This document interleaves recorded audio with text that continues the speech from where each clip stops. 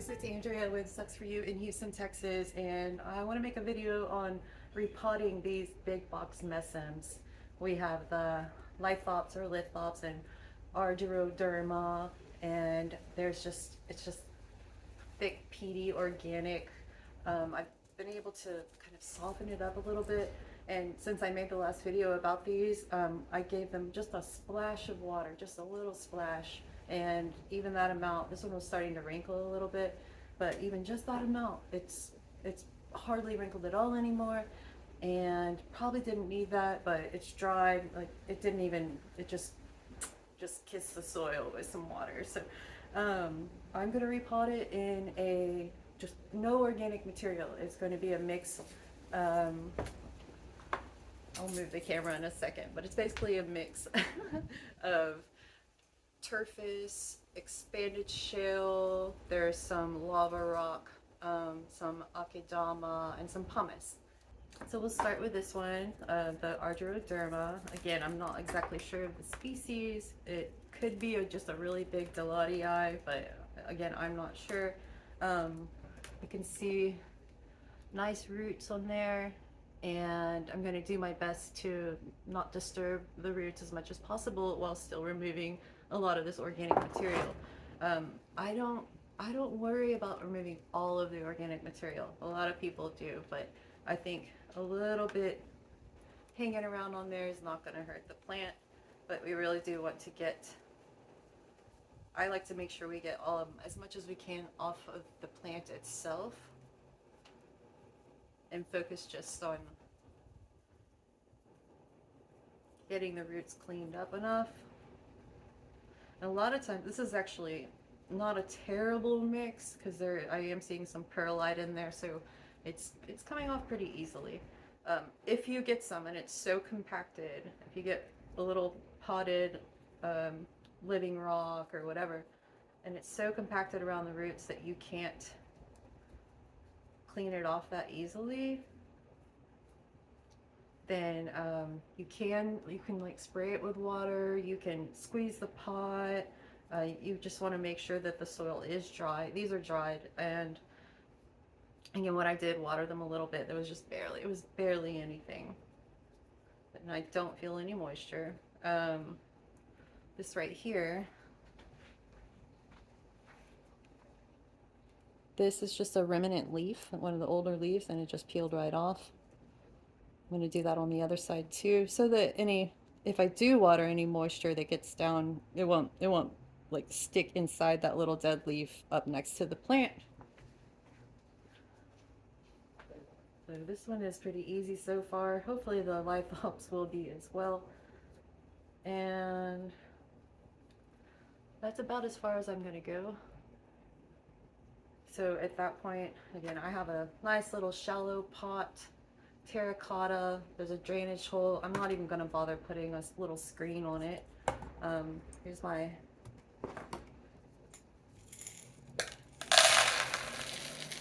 stash of drainage materials.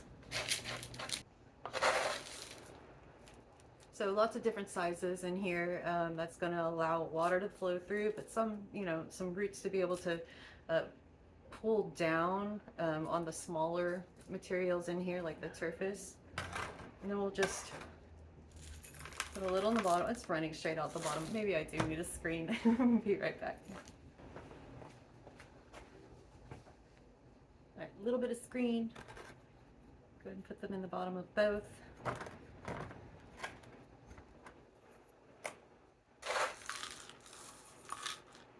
Put some of the mix in. Go ahead and just pop that guy down in there. And I'm trying to hold it as centered as possible. It's nice using a non-organic mix because it cleans up real easily. Like this way, if I was using something with the organic soil, I would have to worry about it getting on the plant and cleaning the plant afterwards. That's it. Done and done. So there's one down, and we're going to move on to the Lithops. Squishing it around just gently. And you can see that it's just like I don't know, there's so much peat, like peaty stuff in there. I'll just toss that into the garden bed, pull these guys out. And I'll be interested to see if these are attached or if they're two separate plants. I'll zoom in a bit. Actually getting lucky with this mix. The way it is just kind of falling off. Usually like you have to peel it. It's gabby or something almost. It's funky. But this one's not so bad. I am sensing that it is two separate plants, which is great. That means, do I decide if I want to put them in the same pot or separate them? I think I'm gonna put them in separate pots. This one's really big.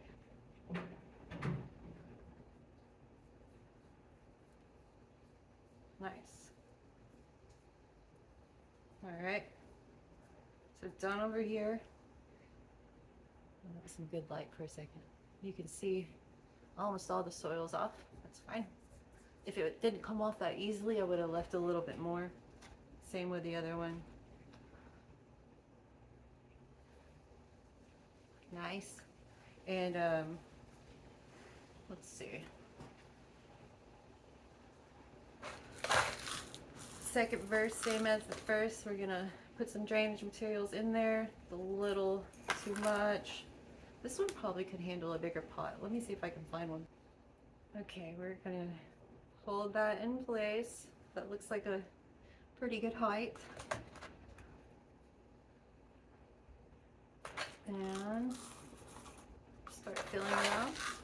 I'm gonna fill it almost all the way to the top.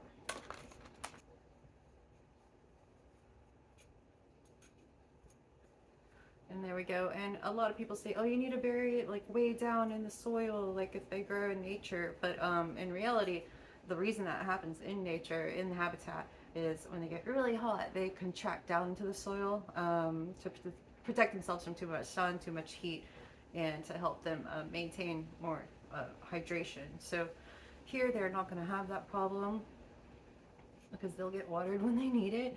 And yeah, I think that's a good height right there. But if you do have a Lithops and you plant it at, at this level, and it starts to like get taller, or the new growth that comes in is like way above the soil line, that means that they do need more light, not to be potted deeper. So we have one more to go.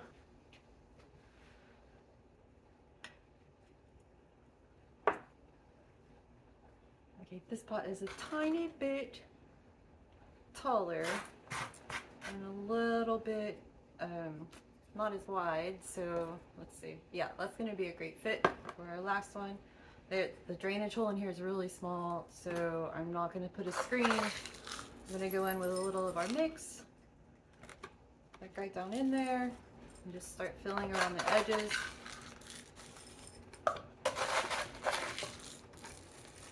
And I like working over a bucket, a little bin like this, because you can just take all your trash and go throw it in the garden or compost, or reuse it if it seems like it's reusable. And there we go. He's cute. Alright guys, you now have your own little beds, your own little homes, but we'll keep you next to each other.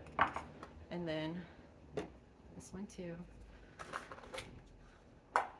And in the previous video, this one was about to flower, and I had mentioned I didn't think it was going to flower because they had been keeping it like indoor in the indoor plant section, so it wasn't getting enough light. And no big deal.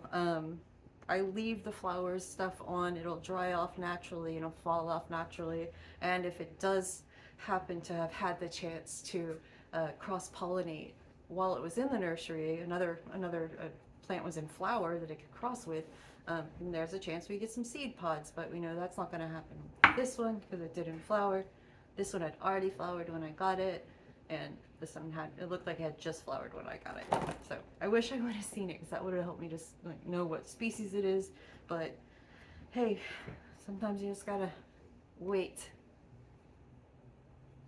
Okay, and that's it. And since it's November here, these guys are going to be, what happens now is inside they're starting to absorb these outer old leaves to create the new growth inside. So no watering until the outer leaves are like all shriveled up, dried up, like we saw um, with the Argyroderma. I keep on wanting to call it Delosperma. Um, and again, like sip, a little baby sip, just to like let the roots remember, like, oh yeah, I like water and I need to stay a little bit alive. But the roots really aren't used very much at the time while the plant is undergoing the process of producing the new growth inside. So again, roots are pretty much, put on pause, but we do want them to still like have a little bit of moisture every now and then. I keep saying that because it's hard to say like when do we water them, how often. There's no schedule. You just have to, trust your instinct and say, it's been a month, I'm going to give it a little bottle cap of water just on top. We're not watching for water running through the drainage hole, nothing like that. We should not be seeing water coming out of the bottom of these pots. Okay guys, thanks so much for watching. Be sure to check out my book, The Succulent Manual, if you haven't already. Gift it to a friend who's into succulents too, or someone that you're trying to lure into the life. It's available as a paperback, interactive ebook, and an interactive online web version. Just go to sucsforyou.com. All the information's there. Also, please like this video and subscribe to my channel if you haven't already. That helps me out so much.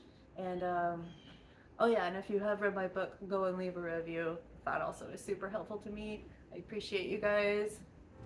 Thanks for watching.